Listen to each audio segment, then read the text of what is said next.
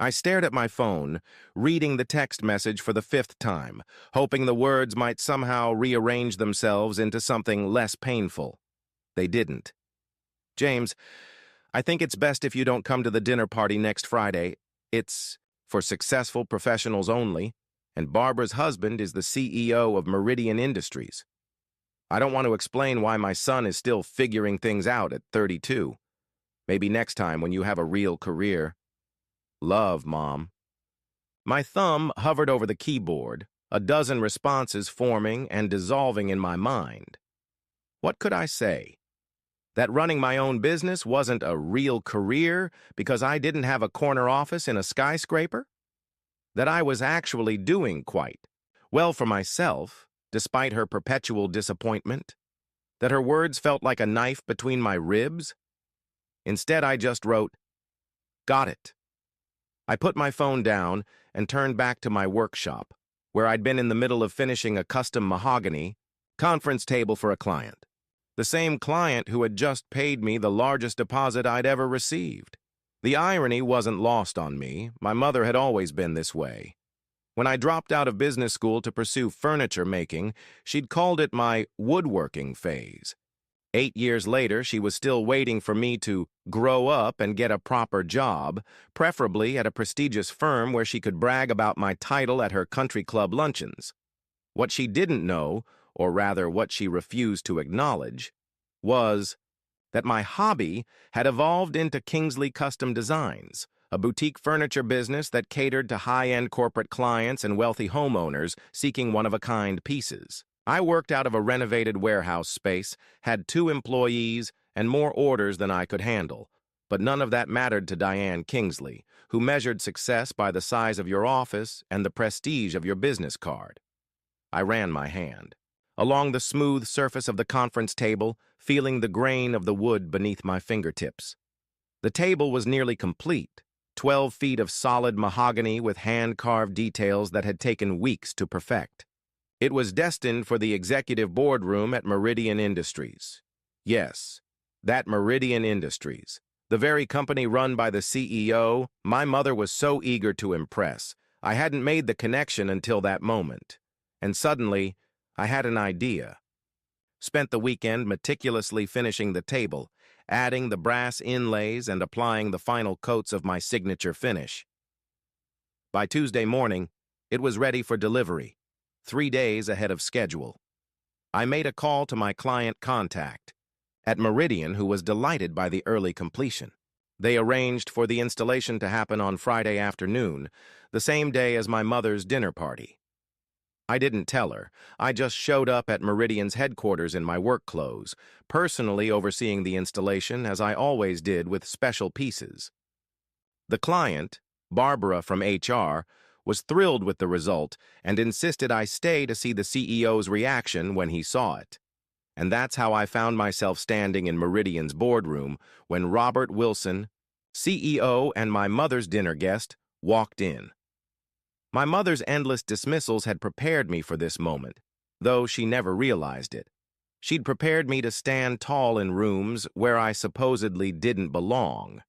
The path to my workshop wasn't straight or conventional. After leaving business school, I'd apprenticed with an old-school craftsman named Henry for 3 years, living in a tiny apartment and saving every penny. I learned not just how to build furniture, but how to build a business. Henry had been making custom pieces for executives and luxury homes for 40 years. They don't just want furniture, he always said. They want a story, something unique, that speaks to who they are. When Henry retired, he sold me his tools for a fraction of their worth and introduced me to his clients. "This kid has better hands than I ever did," he told them. Some stayed, some didn't, but it was enough to get started. I rented a small industrial space and took whatever commissions came my way. I worked 16-hour days, 7 days a week. I lived at the workshop when money was tight. I made mistakes, scrapped entire pieces, and started over. I learned about business licenses, taxes, insurance, and marketing through trial and error.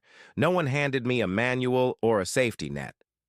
My first major breakthrough came when I built a custom reception desk for a law firm. The managing partner loved it so much he commissioned dining tables for his home and referred me to friends. Word spread. My wait list grew from weeks to months. Through it all, my mother's disdain never wavered. When I landed my first six-figure commission, she asked why I didn't just get an MBA and make real money. When a design magazine featured my work, she wondered aloud why I couldn't do something respectable like your cousin Michael, who, incidentally, had been quietly laid off from his investment banking job months earlier. I stopped sharing my successes with her. What was the point? In her eyes, I was still the disappointment who threw away a promising future to play with wood. But in my world, the world of high-end craftsmanship and design, I had earned respect. My clients didn't see a dropout.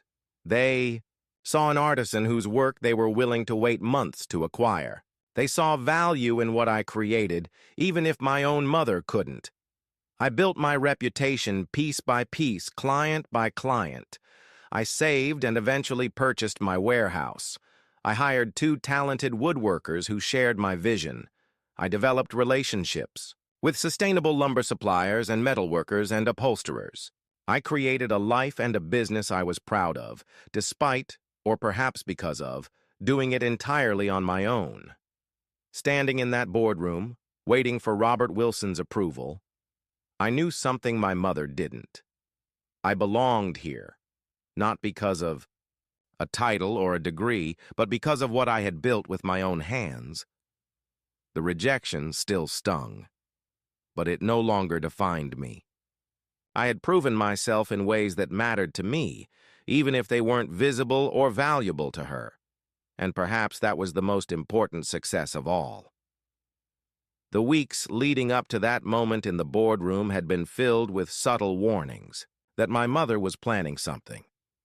She'd mentioned this dinner party several times during our infrequent calls, always emphasizing the important people who would be attending, always with that familiar undertone suggesting I wouldn't measure up. I'd seen this pattern before. Every few months, she'd host some gathering designed to showcase her social connections and success. Sometimes she'd invite me as a courtesy, only to spend the evening introducing me with qualifiers. James is still working on finding his path, or James has a little business making furniture. I'd learned to decline these invitations when possible, but this time she hadn't even given me the choice. She'd simply decided I wasn't worthy of inclusion. What she didn't know was that I'd been sensing trouble for months. My mother had always been status conscious, but lately, her behavior had grown more desperate. She'd name-drop more frequently, post more conspicuous displays of wealth on social media, and make more cutting remarks about my career choice. I suspected financial problems. The housing market where she worked as a luxury real estate agent had cooled significantly. Her usual lavish spending didn't seem to have slowed, though. The dinner party, with its emphasis on successful professionals, felt like more than her usual social climbing. It felt like a networking event disguised as a dinner party, a chance to make connections that might lead to high-end listings or referrals. I hadn't shared my Meridian Industries commission with her, just as I hadn't shared many of my recent successes. Why offer information that would only be diminished or dismissed? But I had been tracking the company for years, knowing they were one of the largest employers in our city and potentially valuable clients. When Barbara from HR had reached out about a boardroom table, I'd spent weeks researching Meridian's corporate culture and history before even submitting a design proposal. I'd incorporated subtle elements that referenced the company's founding in 1978 and their evolution from a small manufacturing firm to a global enterprise. The brass inlays formed a pattern that, if you knew what to look for, echoed the company's logo. I'd invested heavily in this piece, emotionally and financially, knowing it could lead to more corporate commissions. What I hadn't anticipated was that it might also lead to an unexpected reckoning with my mother. As I supervised the installation, I made mental notes of everything: the team's reactions to the table, the way the light from the windows highlighted, the wood's natural beauty, the questions from curious executives who wandered in. I took photos for my portfolio and made sure every detail was perfect. Barbara had told me the CEO was scheduled to see the finished boardroom at 4:30. It was now 4:25, and I was making final adjustments to the chairs, also my creation, when I heard voices approaching. I didn't intend to create a dramatic scene. I simply wanted to be present, to see firsthand how my work was received, to stand in a space where, according to my mother, I had no business being, to know for myself that I had earned my place here. What I didn't expect was how this moment would suddenly connect my separate worlds, or how it would force a long overdue confrontation with the narrative my mother had constructed about my life. I checked my watch, 4:28 p.m. on Friday. In a little over 2 hours, my mother would be hosting her dinner party for successful professionals only, never suspecting that I was standing in the boardroom of her most anticipated guest. The conference room door opened, and Barbara entered, followed by 3 men in expensive suits. I recognized Robert Wilson immediately from the company website, tall, silver-haired, with the confident bearing of someone used to commanding respect. "And here it is," Barbara was saying, gesturing proudly toward the table. "Installed today, just in time for Monday's board meeting." Wilson stopped in his tracks, his eyes widening as he took in the massive table dominating the room. He circled it slowly, running his hand along the polished surface much as I had done in my workshop days earlier. "This is extraordinary," he said finally. "The detail work is remarkable. Who did you say made this?" "Kingsley Custom Designs," Barbara replied, glancing my way. "And actually, Mr. Kingsley is here now, overseeing the installation." "This is James Kingsley." Wilson turned to me, extending his hand. "Mr. Kingsley, this is exceptional craftsmanship. I've never seen anything like it." I shook his hand firmly. "Thank you, sir. I'm glad it meets your expectations." "Exceeds them by far," Wilson said, still admiring the table. "Barbara tells me you incorporated elements of our company history into the design?" I nodded and spent the next several minutes pointing out the subtle details. The brass inlay pattern that echoed their logo's evolution over 4 decades, the 40 small markers embedded in the wood representing their 45 years in business, the wood itself sourced from a sustainable forest in the same region where the company was founded. Wilson was genuinely impressed, asking thoughtful questions about my process and background. When I mentioned studying business before focusing on furniture design, he nodded approvingly. "Smart man. The best craftsmen are also good businessmen. How many people in your operation?" "Currently 3, including myself," I answered. "Though we're looking to expand. We have an 8-month waiting list for custom pieces." "8 months?" Wilson raised his eyebrows. "Remarkable. Clearly your reputation precedes you." One of the other executives leaned forward. "We've been trying to find statement pieces for our new client welcome center. Perhaps we should discuss commissioning some work from Mr. Kingsley." And just like that, I was no longer the installer or the delivery guy. I was Mr. Kingsley, the artisan whose work commanded attention and respect in the very room where million-dollar decisions were made. The irony wasn't lost on me. In my mother's narrative, I was the son who needed to get a real job. In this boardroom, I was the skilled professional whose craftsmanship impressed a CEO. As our conversation continued, Wilson mentioned the dinner party. "I believe I'm attending a gathering tonight where your work might be of interest to some of the other guests.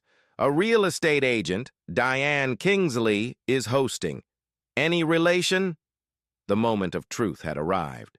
I could have sidestepped the connection, kept my professional and personal worlds separate. Instead, I decided it was time for those worlds to collide. "Yes, sir. She's my mother." Wilson looked surprised. "Really? Well, I'll have to tell her what incredible work her son does. She must be very proud." I managed a non-committal smile. "I hope you enjoy the dinner party." After Wilson and his executives left, Barbara approached me with a business card. The CEO was clearly impressed. He asked me to give you this. It's his direct line. He said to call on Monday to discuss potential projects for their client centers. I thanked her, tucked the card into my wallet, and finished overseeing the installation. By 5:45 p.m., everything was complete, and I was driving home, my mind spinning with the implications of what had just happened. I hadn't planned what would come next. I hadn't orchestrated this as some elaborate revenge scheme. I had simply done my job exceptionally well, and now the worlds my mother had tried so hard to keep separate, her successful professionals and her disappointment of a son, were about to collide. I showered, changed into a casual but well-tailored suit, and made a decision. I wasn't going to crash her party or create a scene, but I was no longer going to accept her narrative about my life and work. I sent her a simple text. Hope your dinner goes well tonight. By the way, I met Robert Wilson from Meridian Industries today. Nice guy. Then I turned off my phone and went out to dinner with friends. Whatever happened next would happen without my anxious monitoring. When I checked my phone 3 hours later, I had 5 missed calls and a series of increasingly frantic texts from my mother. What do you mean you met Robert Wilson? How? James, call me right away. Robert just arrived and mentioned meeting you. What did you tell him? He's asking everyone about your furniture. Did you tell him about my party? Call me now! I put my phone away again. Tonight was about celebrating with people who actually saw me, friends who had supported my woodworking phase from the beginning, who had helped me move equipment into my first shabby workshop, who had never once suggested I get a real job.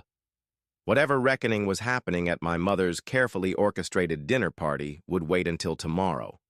Tonight was for people who had believed in me when my own mother wouldn't. The next morning, I awoke to another series of texts and voicemails. The tone had shifted from frantic to conciliatory. James, I don't understand why you didn't tell me about Meridian Industries. Robert Wilson showed everyone pictures of your table on his phone. Barbara from HR says you're a genius. Call me so we can talk about this. I've always been proud of you. You know that. That last one made me laugh. Out loud. Always proud? Was she proud when she told me not to come to her dinner because I didn't have a real career? Was she proud when she introduced me as still finding his way to her friends? Was she proud when she suggested, repeatedly, that I was wasting my education and potential? I took my time responding. I made coffee, fed my dog, and sat on my balcony overlooking the city. Finally, I sent a simple text. Free for lunch today at 1? We can talk then. Her response was immediate. Yes, come to the house.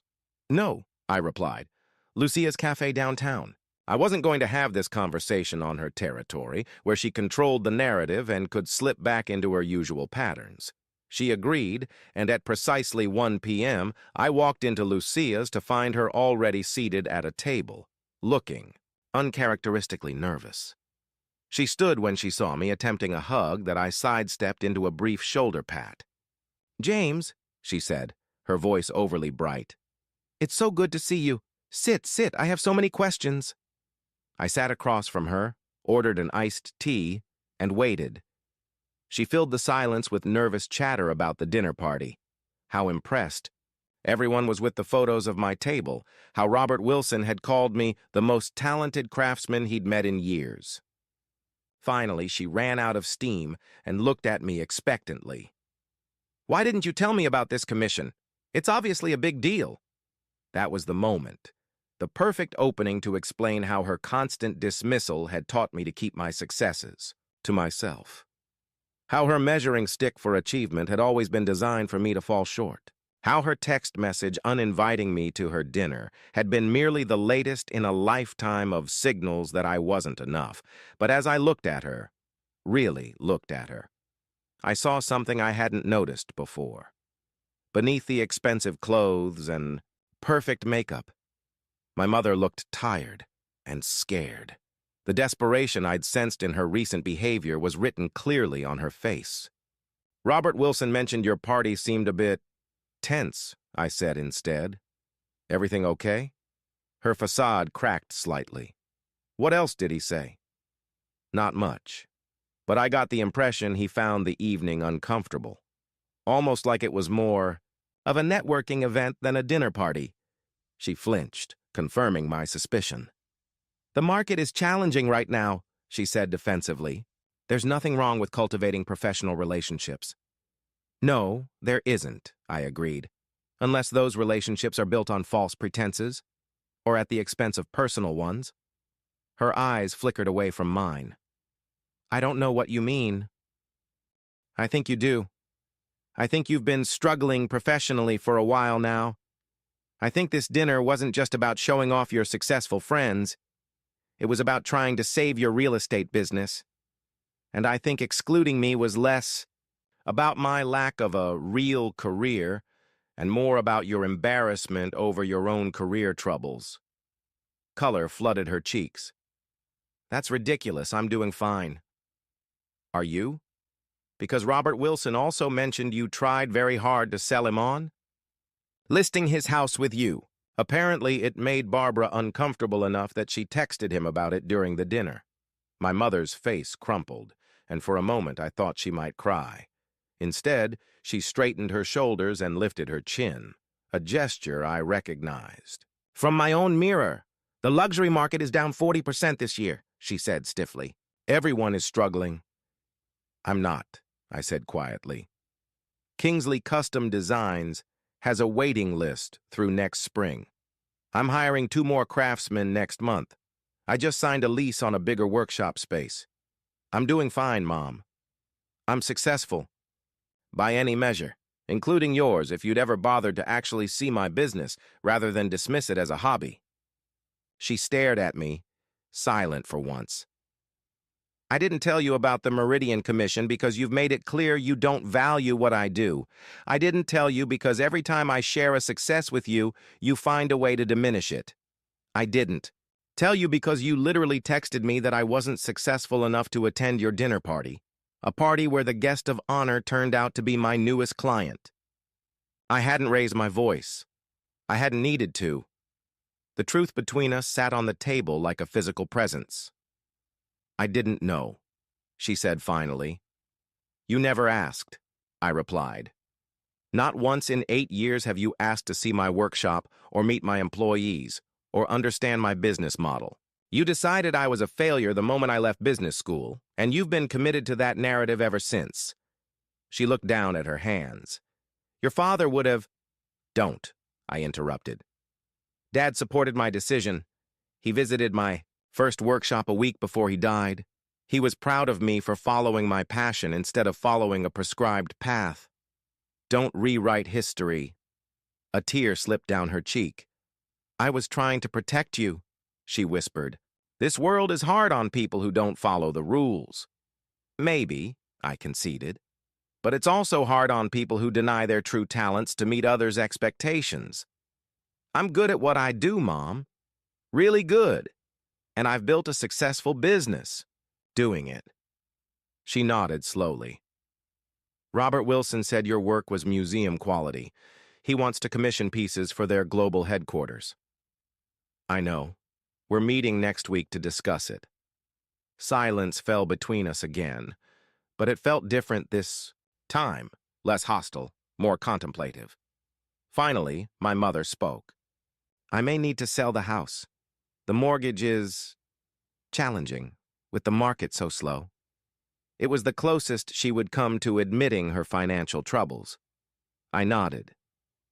I have a spare bedroom in my loft if you need a place temporarily, or I can help you find something more affordable. I couldn't possibly... Mom, I interrupted gently. It's okay to need help sometimes. It's okay to not have everything figured out, even at your age. Isn't that what you've been telling me for years? A surprised laugh escaped her, and she wiped away another tear. Touché. After lunch, we walked together to my new workshop space, the first time she had ever seen where I worked. I showed her the designs for upcoming projects, introduced her to my employees, explained my business model and growth plans.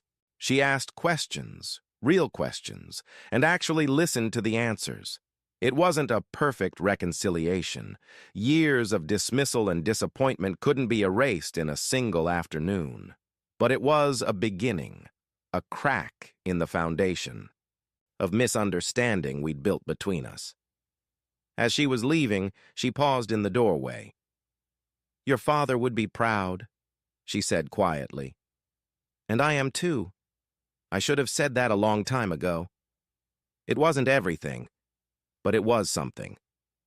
A recognition, finally, that success comes in many forms, and that mine was legitimate even if it didn't fit her predefined vision. 3 months later, my mother sold her house and moved into a comfortable condo closer to downtown. She began focusing on mid-range properties rather than luxury listings and found her business stabilizing. She volunteered as a docent at the local art museum, where she proudly pointed out that her son's furniture had been featured in their contemporary craft exhibition.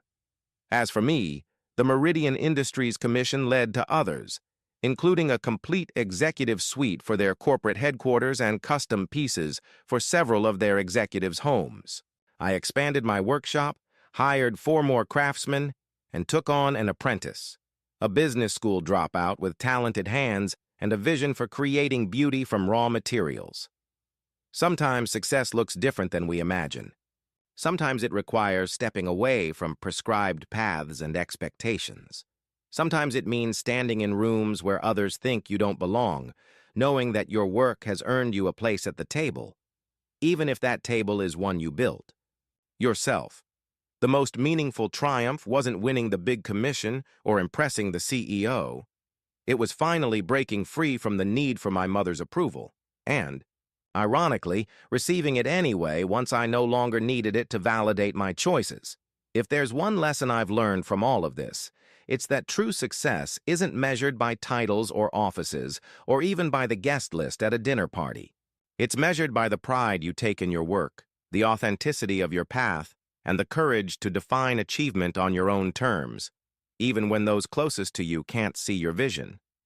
Thank you for following this journey with me. If you enjoyed this story of standing your ground and finding validation on your own terms, please like, subscribe, and share. Your support helps us continue sharing stories of personal triumph and quiet revenge. Remember, success doesn't always wear a suit and tie. Sometimes it wears sawdust and carries the sweet smell of freshly polished wood.